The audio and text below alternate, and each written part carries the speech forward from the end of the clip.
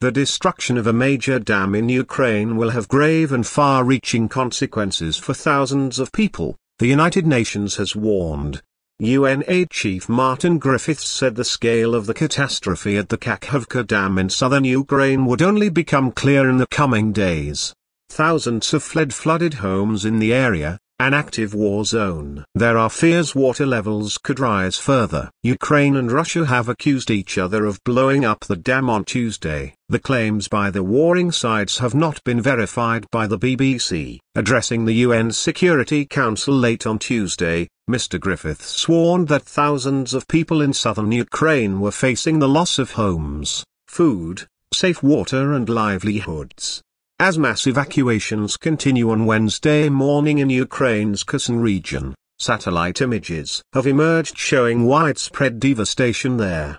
One of the photos showed a flooded port and industrial area in the regional capital Kherson, which is under Ukrainian control. On Wednesday morning, 23 localities remained flooded, Ukrainian TV said in its latest news bulletin. Overall, about 40,000 people needed to be evacuated. Ukraine's Deputy Prosecutor General Victoria Litvinova said earlier, 17,000 in Ukraine-held territory west of the Dnipro River and 25,000 in the Russian-occupied east.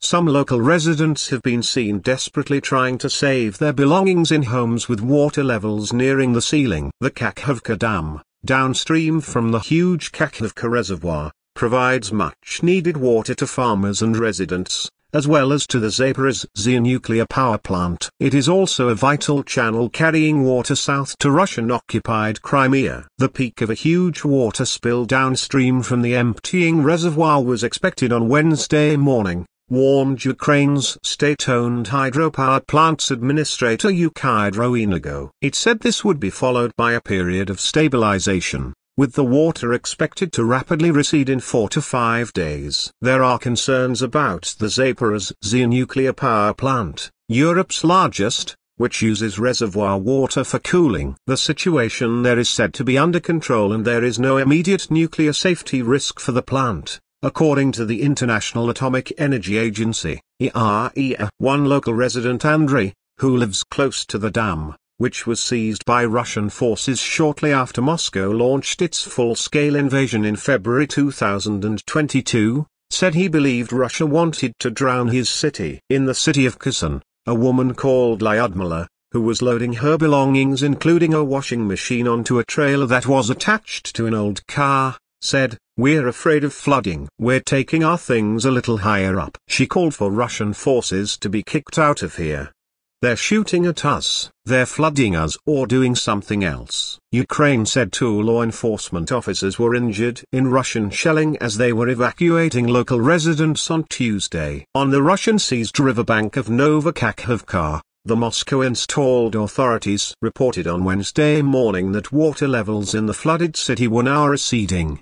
Heavy flooding was earlier reported by the Kremlin-appointed officials in the nearby small town of Oleshki. It is not yet clear what caused the breach in the dam, but Ukraine's military intelligence has accused Russia of deliberately blowing it up to halt a long-expected Ukrainian counter-offensive.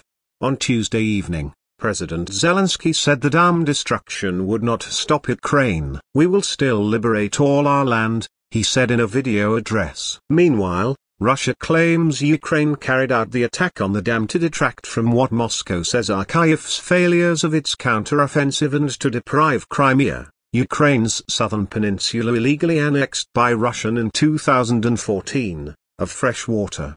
The Geneva Conventions explicitly ban targeting dams in war due to the danger it poses to civilians.